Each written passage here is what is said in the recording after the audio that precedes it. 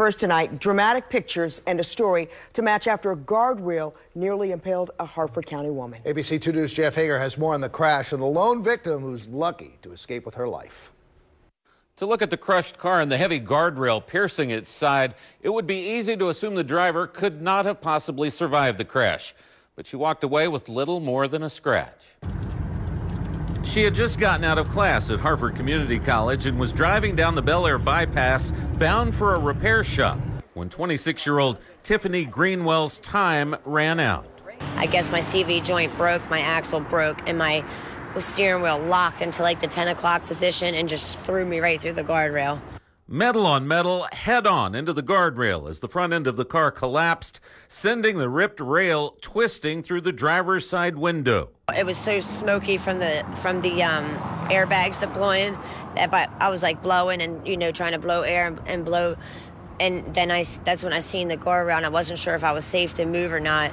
My door couldn't get out, couldn't move because the guardrail had me pinned into my seat.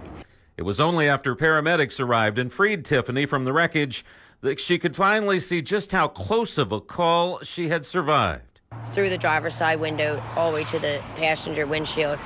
And it was, thank God, the inside part of the guardrail stopped because I think the paramedics said it was like around 3 centimeters from cutting my head off.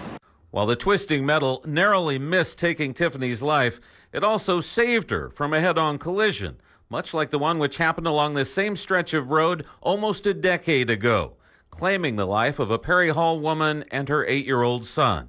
Got children in the rollover.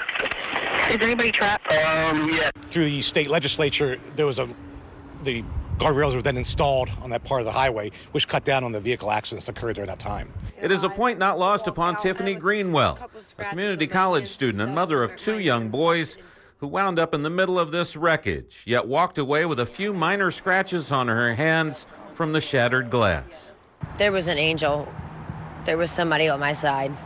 My grandmother passed away in 2008, and I think she was with me that day because that guardrail should have went all the way through. Tiffany says she remains sore and sought treatment for possible whiplash from that crash, which may explain why she's suffered 9 seizures in the 72 hours since she was freed from the wreckage. But after all of this, she knows she's lucky to be alive.